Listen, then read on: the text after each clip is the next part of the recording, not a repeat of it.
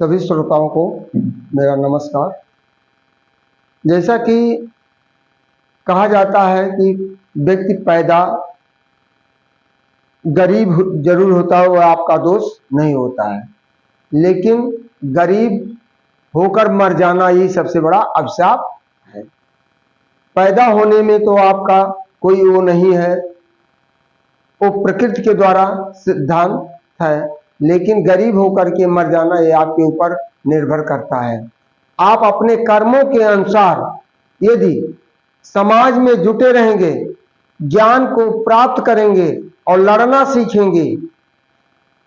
सीखेंगे, तब आप अपने उद्देश्य की तरफ सफलता प्राप्त करेंगे। विद्यालय में जा करके आप ज्ञान सीखिए, ना कि लड़ाई। लड़ाई के दो अर्थ होते हैं, एक दूसरे से मारपीट करना और दूसरा लड़ाई का अर्थ होता है परिस्थितियों से संघर्ष करना। तो यहाँ विद्यालय में हमें परिस्थितियों से संघर्ष, ज्ञान के लिए संघर्ष करना चाहिए, जिससे हम अपने उद्देश्य को प्राप्त कर सकें। जैसे कि बिल गेट्स ने सॉफ्टवेयर खोज करके उन्होंने दुनिया में कितना ज्यादा धन अर्जित कर लिया। इस तरह कोई भी व्यावसायिक आदमी जो बना है, वह अपने व्यवसाय के द्वारा, अपने बुद्धि के द्वारा, अपने संघर्ष के द्वारा, अपने स्ट्रगल के द्वारा ही आगे बढ़ा है। यदि आप ज्ञान प्राप्त करके सरकारी नौकर ना बन करके आप छोटे मालिक ही बन जाइए, छोटी सी फैक्ट्री स्थापित कर लीजिए, लेकिन आपके पास कुल मिलाकर जब ज्ञान होगा, एबिलिटी होगा, तभी आप आगे की तरफ सफलता पाएंगे।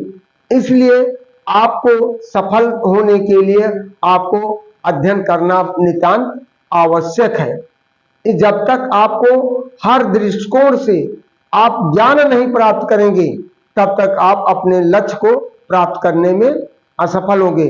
जैसे हम पढ़ा रहे हैं आपको इंग्लिश, तो एक सफल अध्यापक को पढ़ाने के लिए 40 मिनट उसे 3 घंटा पढ़ना चाहिए, तब वो सही रूप से पढ़ा सकता है। तो इसलिए मैं आप सभी श्रोताओं से अनुरोध करता हूं कि आप लड़ना और संघर्ष करना दोनों पर आधारित रहिए, दोनों से अपना मुंह जो पीछे मत हटाइए। तो इसी पर हम अपना टॉपिक आज दे रहे हैं आपको, chart number 7, kind of sentence, वाक्य के प्रकार। देयर आर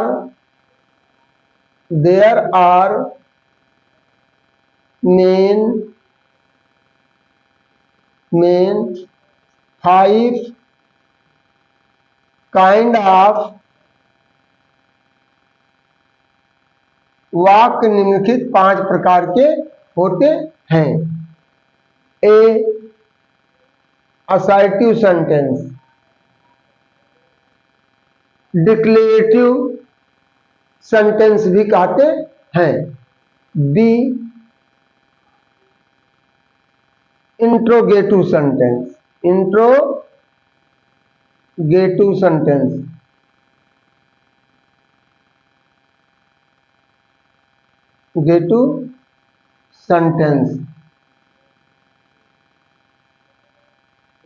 सी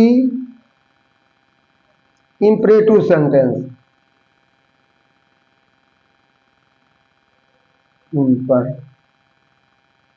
रेटिव सेंटेंस,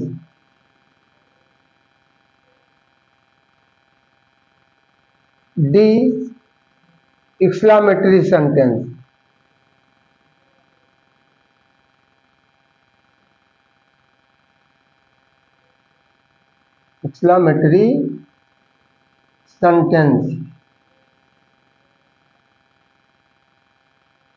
तो इसके बाद ई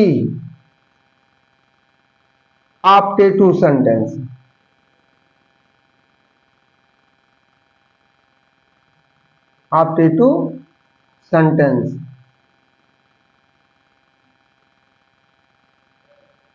तो प्रत्येक वाक्यों का अपनी एक अलग पहचान होती है।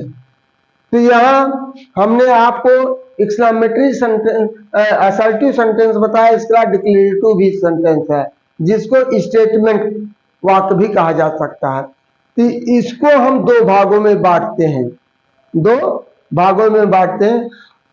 अब दो भाग पॉजिटिव और निगेटिव, जिसे अफर्मेटिव भी कहा जाता है। तो व्हिच सेंटेंसेस एक्सेप्ट और रिजेक्ट एनी वर्क और एनी ऑब्जेक्ट इज कॉल्ड